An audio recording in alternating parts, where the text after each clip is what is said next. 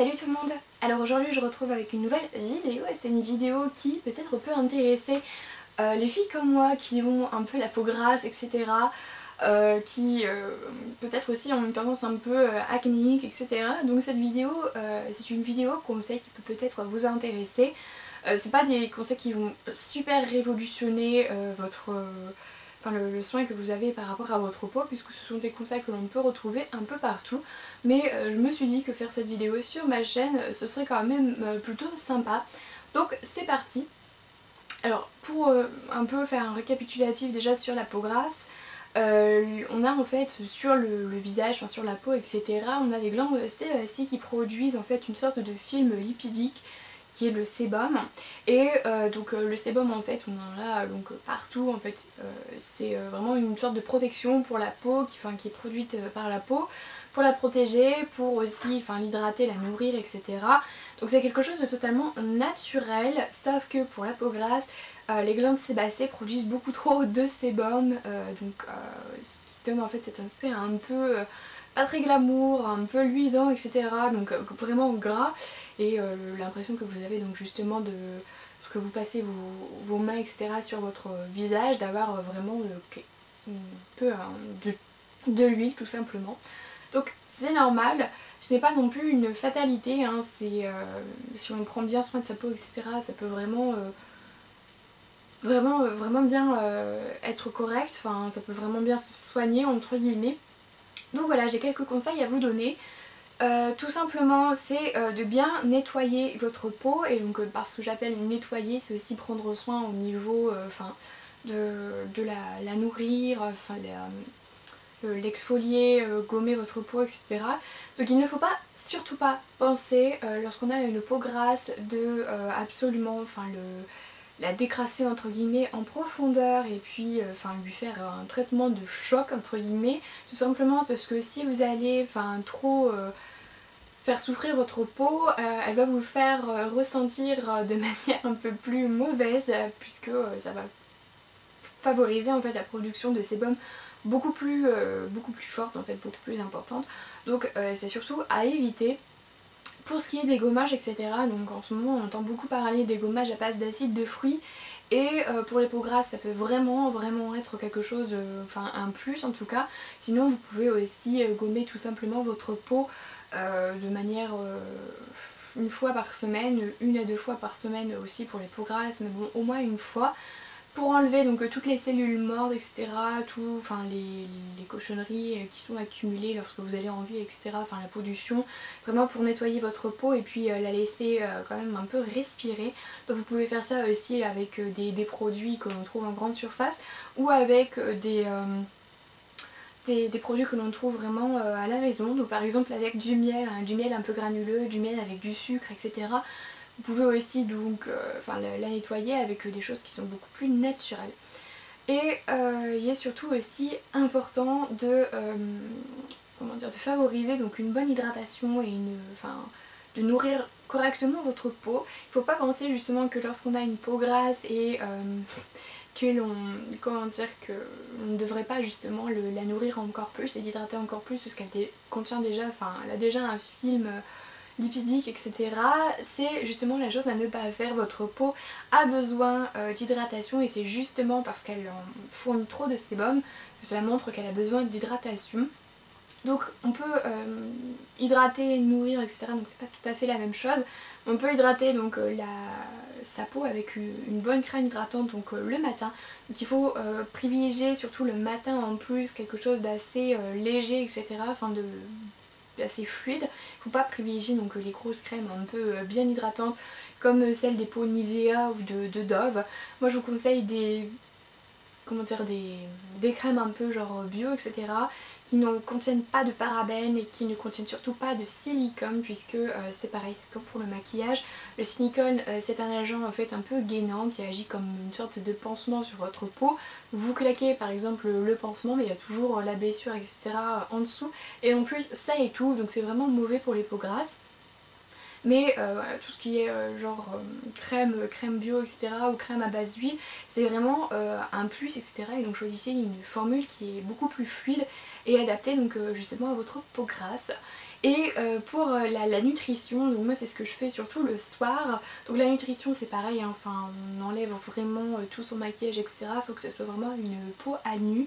Et moi j'applique voilà de l'huile sèche. L'huile sèche donc c'est vraiment pas non plus déconseillé pour les peaux grasses, hein. Il faut pas justement penser que la peau n'a pas besoin d'hydratation etc. Et qu'on ne peut pas utiliser d'huile.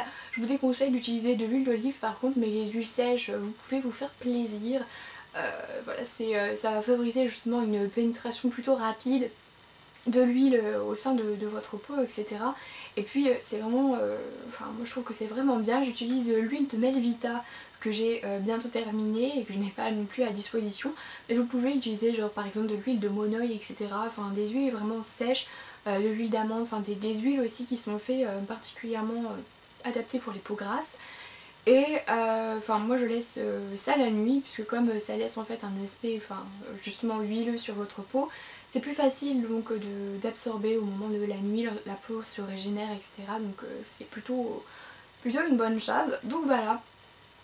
Et surtout donc l'hydratation elle passe par la peau etc. Mais elle passe aussi à l'intérieur du corps, donc n'hésitez pas surtout à boire beaucoup, ça va voilà, rafraîchir un peu votre teint, ça va donner un teint un peu plus lumineux etc. et un peu plus resplendissant. Donc l'hydratation c'est vraiment super important puisque c'est pareil, ça permet aussi l'élimination des toxines etc.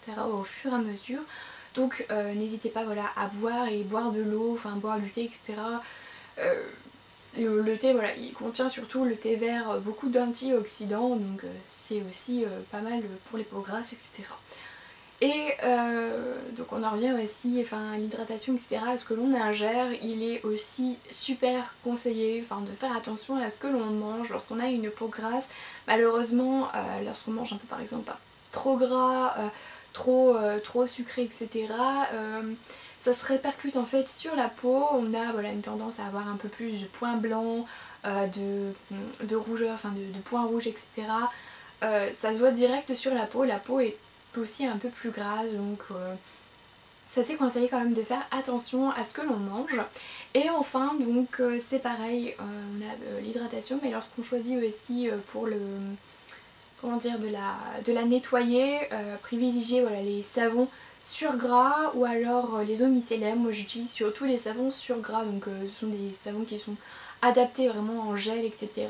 Ou alors aussi les mousses, c'est quelque chose qui est beaucoup plus délicat en tout cas pour votre peau etc. Donc c'est plutôt conseillé d'utiliser ce genre de produit. Pour le maquillage, il faut aussi faire super attention lorsque vous avez une peau grasse, super attention, vous m'avez comprise, mais c'est super important de choisir son maquillage en fonction de son type de peau.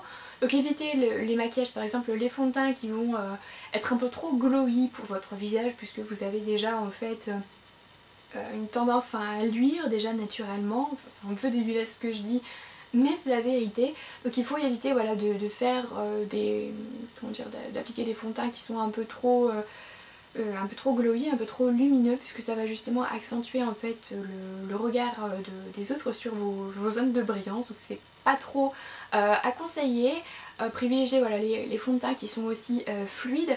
Ce sont des fonds de teint qui sont un petit peu moins couvrants, mais qui vont aussi laisser respirer votre peau, et c'est surtout conseillé, il faut vraiment pas étouffer votre peau, sinon ça va justement créer des boutons etc. par la suite.